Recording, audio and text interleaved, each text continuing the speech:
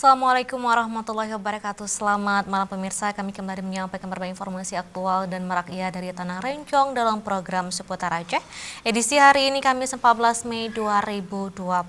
Bersama saya Fleni, inilah Seputar Aceh selengkapnya.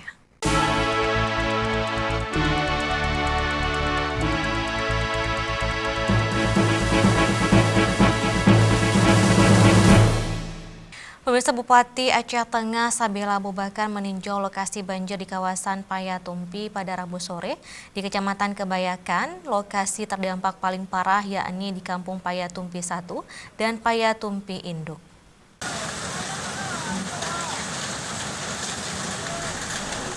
Hujan deras sepanjang siang hingga sore kemarin mengakibatkan aliran deras air dari daerah perbukitan di wilayah Payatumpi masuk ke kawasan pemukiman penduduk dengan membawa berupa batu, lumpur, bahkan kayu. Badan jalan arah Birin sepanjang ratusan meter juga ditutupi pasir dan lumpur cukup tebal sehingga kendaraan tidak bisa melintasi. Selain itu, Kampung Pinangan dan Kampung Payarece, Tami, Dalem juga terendam banjir. Sebelumnya, Bupati Aceh Tengah Sabela Abu Bakar juga meninjau Kampung Kutaruje, Kecamatan Linge, yang juga mengalami kejadian tanah longsor.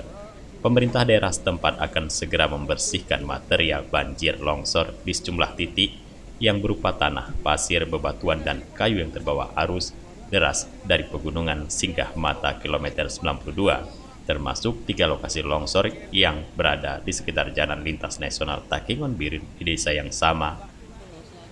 Sekarang segera siapkan juga penampungan para korban. Ada beberapa rumah yang korban atau mungkin 11 kakak ya. Ini dua kampung. Kita siapkan dapur umum, kita siapkan tempat tidur dan lain-lain. Kemudian yang perlu sekarang ini kita langsung pembersihan bekas